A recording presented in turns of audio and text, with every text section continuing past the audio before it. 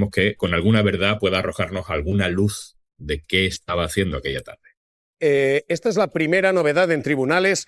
La segunda afecta al caso Kitchen, a la causa más silenciada y silenciosa de los tribunales en muchos años. Y hay también novedad importante. Pedro Gómez. Sí, porque ya se ha conocido ese calendario para el juicio Kitchen que empezará el 6 de mayo y terminará el 30 de junio, en el que hay 11 acusados, entre ellos el exministro del Interior Jorge Fernández Díaz y el que fuera su secretario de Estado, y en el que tendrán que ir a declarar como testigos, entre otros, Mariano Rajoy, Soraya Sáez de Santamaría o el exministro de Interior, Zoido. 6 de mayo arranca esto, Pedro. 6 de mayo, dices. Abril. Previas será en el momento en el que la Fiscalía tiene que explicar cuáles son las causas que se han investigado, y a partir de ahí llegará el resto de testificales. Entre ellos también estarán María Dolores de Cospedal y su exmarido Ignacio López del Hierro. Los últimos en declarar serán los acusados. Juanlu, 6 de mayo y un desfile importante aquí.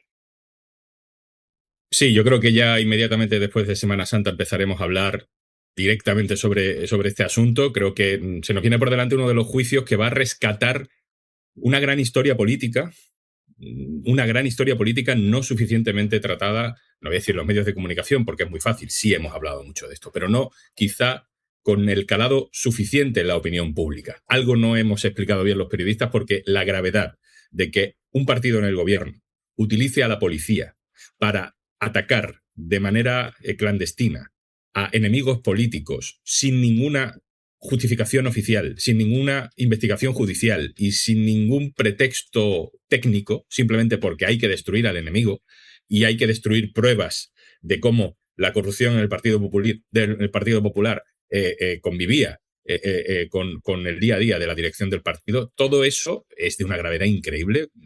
Se han hecho grandes películas, grandes libros sobre casos mucho menores. Estamos ante una de las cosas más graves que han pasado con la policía, con la política y con la corrupción en España, y espero que por fin los jueces se atrevan a preguntar, bueno, en el tribunal podamos ver preguntas realmente contundentes y no lo que vimos hace unos años con el caso Gürtel, donde Cospedal tenga que dar algún tipo de explicación sobre lo que ocurría bajo su mandato como secretaria de organización del partido, en un momento en el que se atacó y se destruyó y se consiguió minar la credibilidad del independentismo, de los Pujol, de Podemos y, en última instancia, también atacar la propia investigación judicial, cortocircuitar lo que pudiéramos saber sobre la corrupción de los papeles de Bárcenas. Es un caso muy grave. Espero que esta vez la opinión pública, los medios de comunicación, los periodistas y los ciudadanos pongamos un poco más de atención para comprender la gravedad de lo que pasó durante todo este tiempo.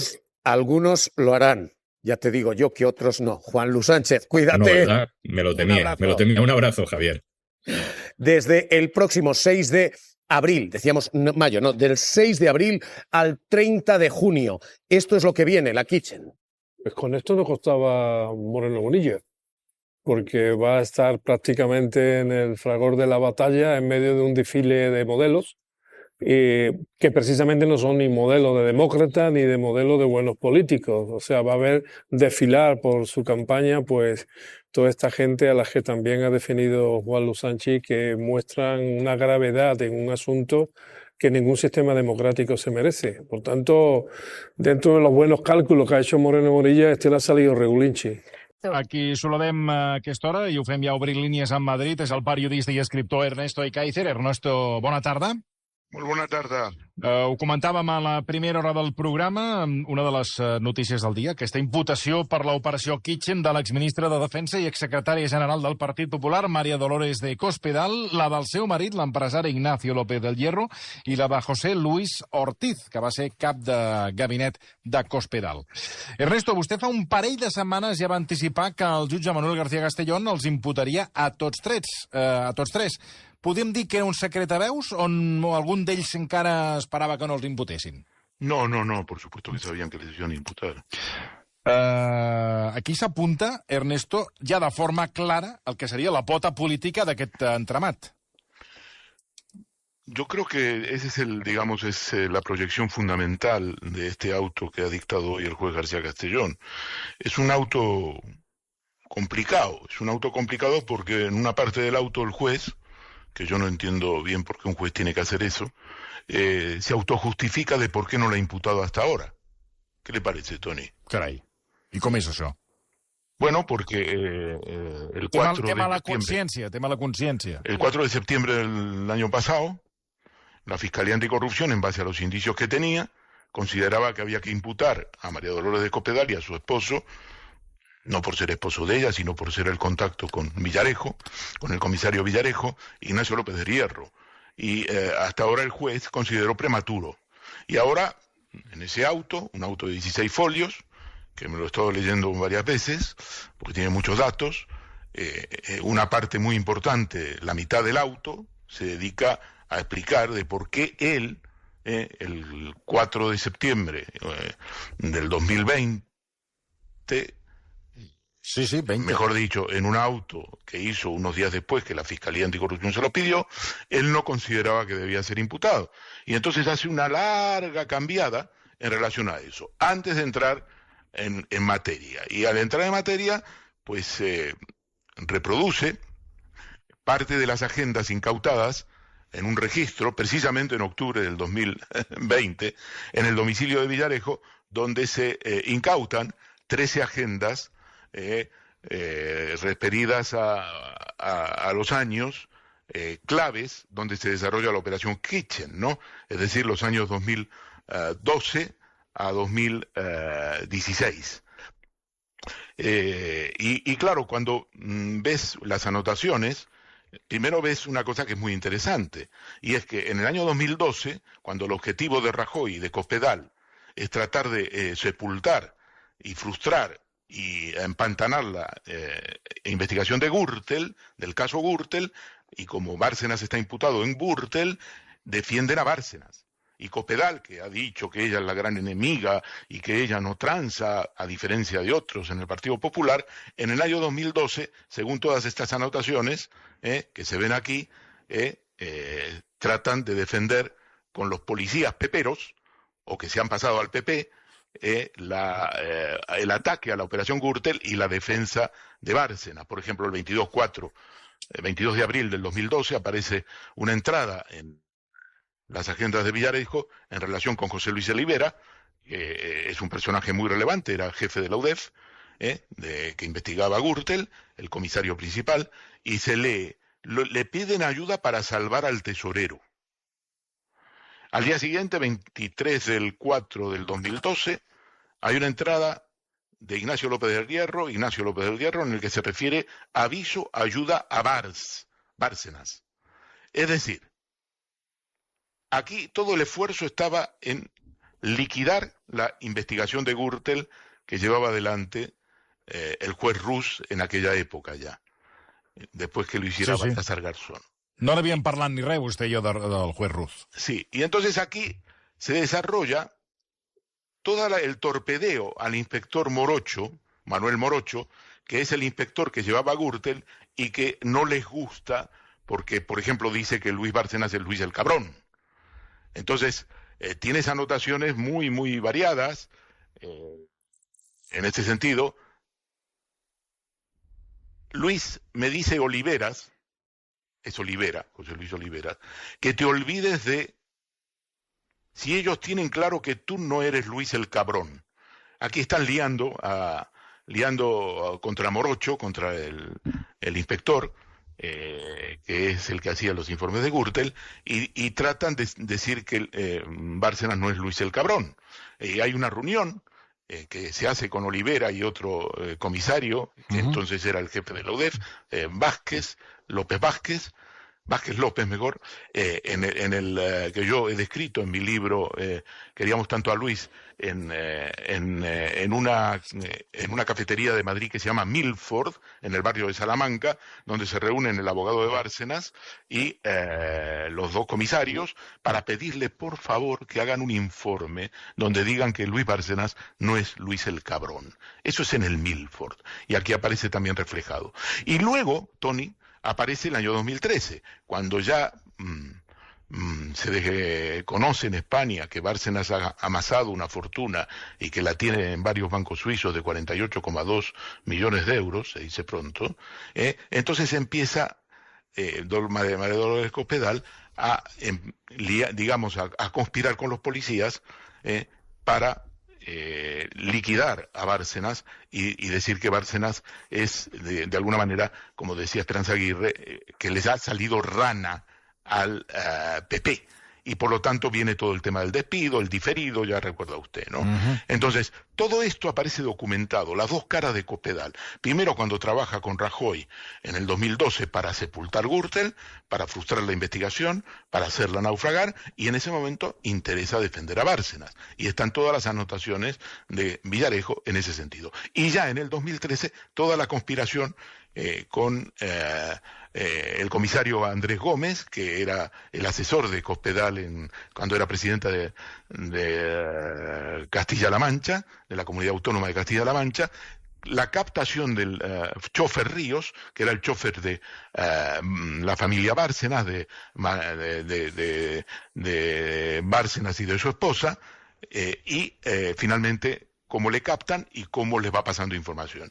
Entonces es muy interesante porque, Cospedal siempre ha presumido, usted recordará, de que ella es la única que se ha enfrentado a Bárcenas, que ella ha presentado demandas, lo cual es cierto, pero, claro, en el 2012 el objetivo central era liquidar la Gürtel, evitar que la Gürtel terminara donde terminó, que es en el Supremo con una sentencia condenatoria. Y esta es Dolores de Cospedal trabajando en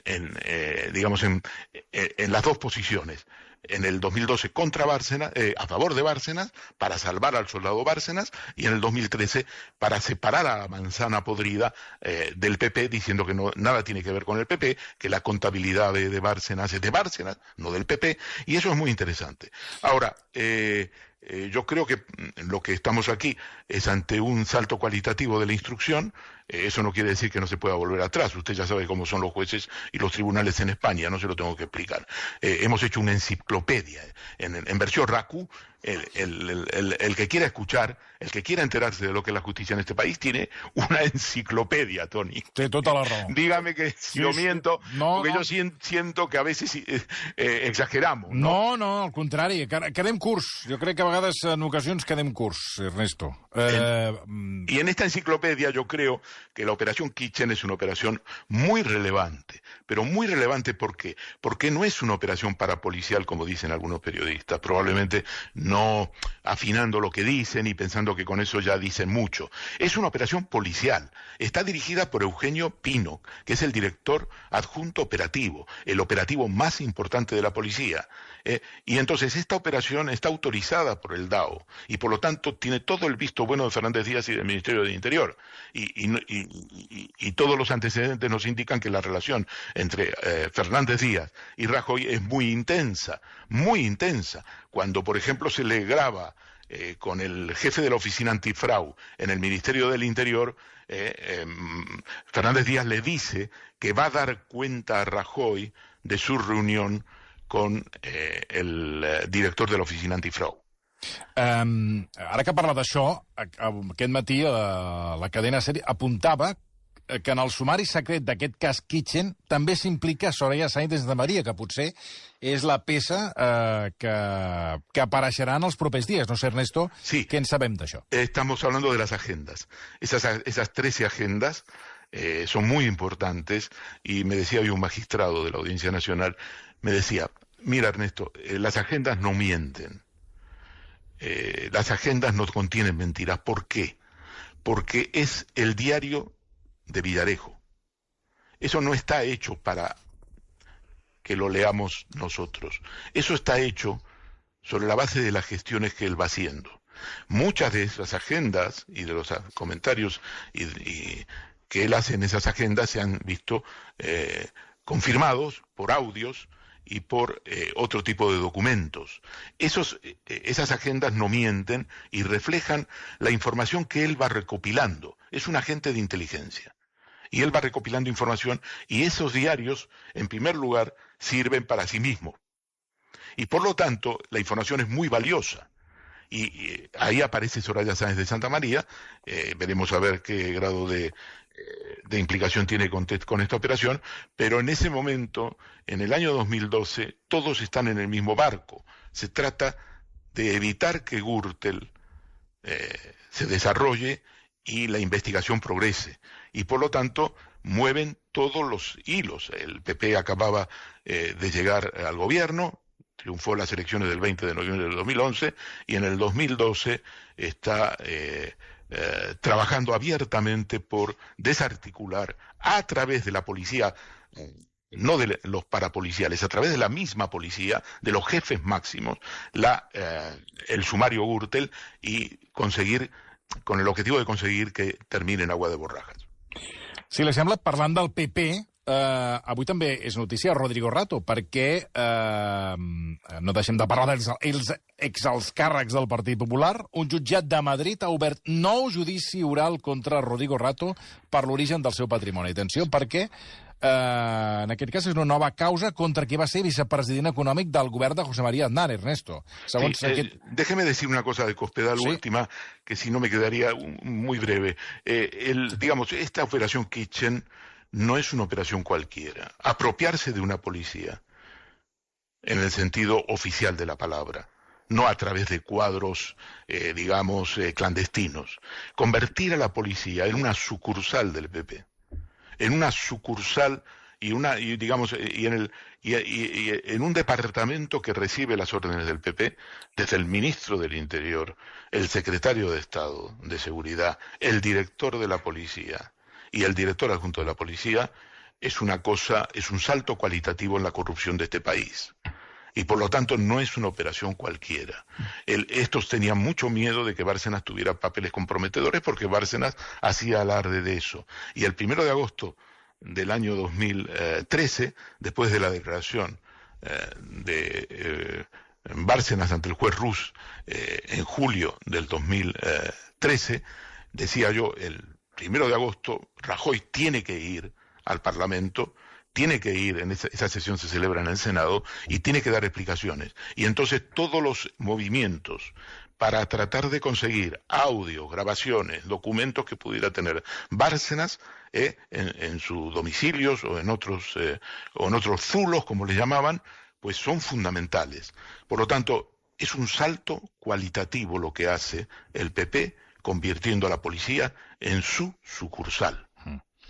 I ahora, respecto de Rato. Sí, le preguntaba de Rato, ¿no? D'aquesta Bueno, esta nova es la tercera causa. Esta es tenemos esta causa, tenemos una causa por unas operaciones que hizo Rato cuando era presidente de Bankia con empresas de publicidad en las cuales tenía posiciones accionariales a través de testaferros.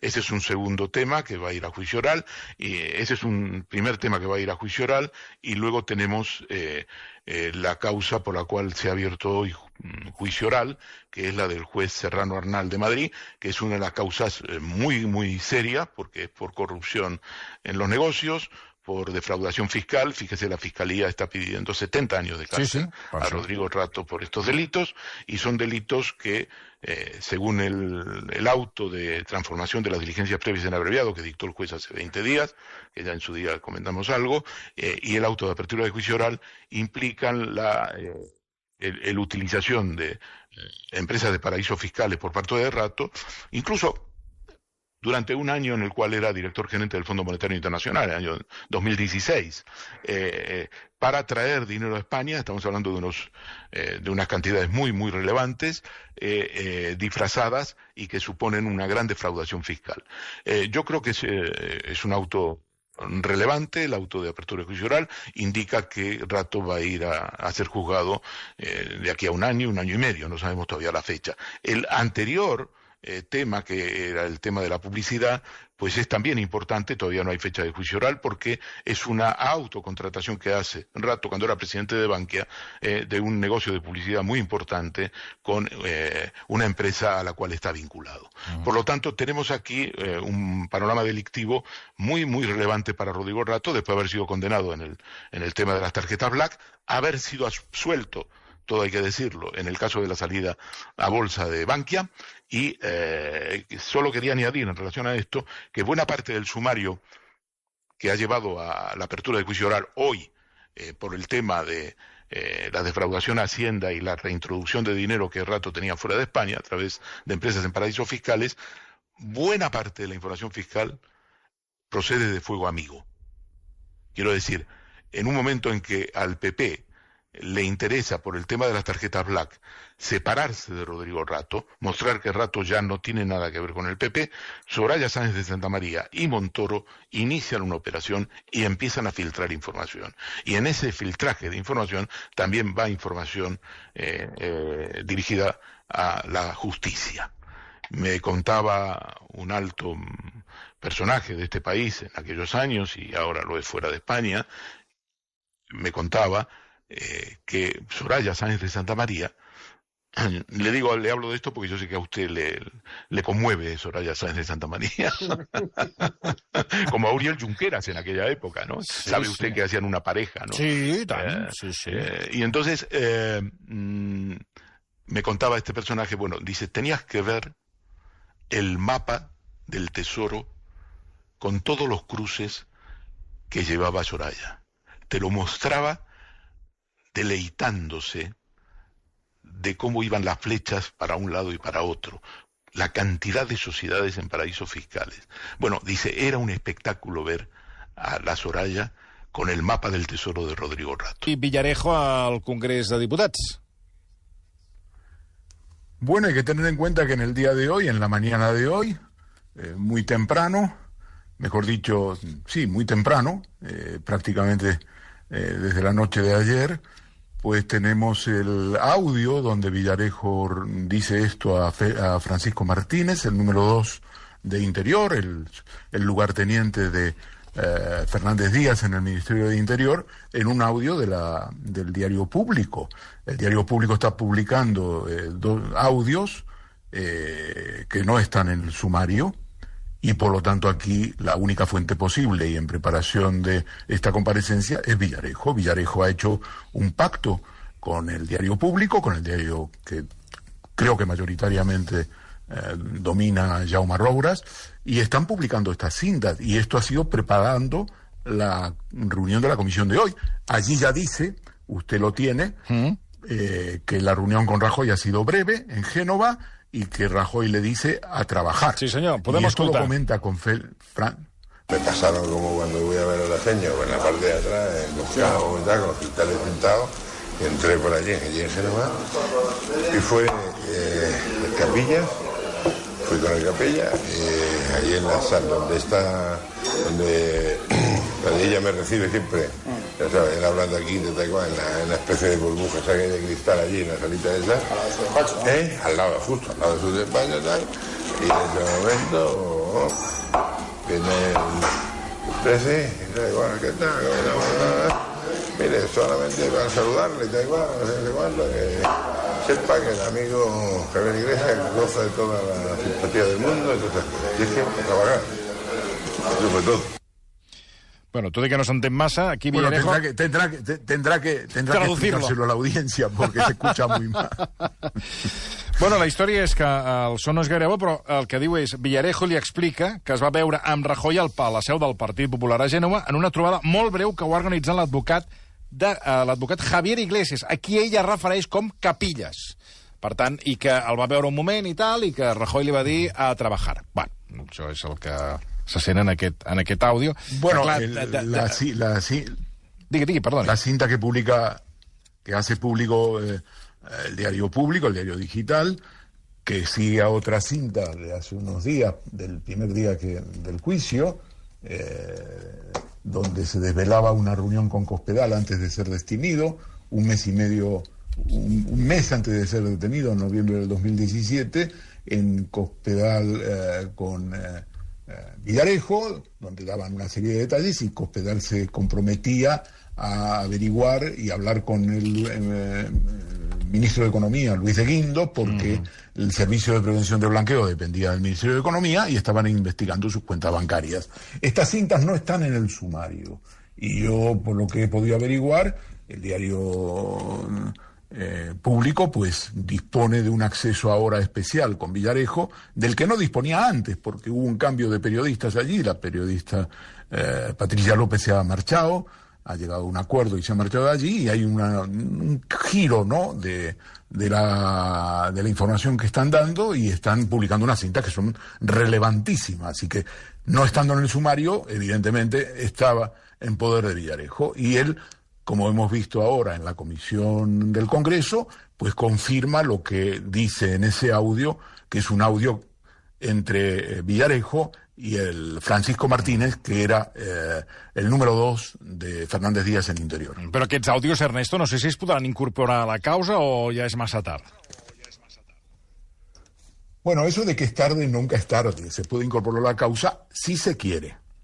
Ya. Ahora se ve claramente que hay indicios para reabrir esa causa. Yo creo que el juez García Castellón, y si no la Fiscalía Anticorrupción, que ha recurrido el cierre por precipitado de la causa Kitchen, tiene la oportunidad el juez, para eso tendría que reabrir la causa, porque la ha cerrado, ha decretado el auto no de apertura de juicio oral, sino el auto de acomodación o de transformación de las diligencias previas en procedimiento abreviado, pero él puede abrirlo y decir: señores de público, por favor, traedme las cintas.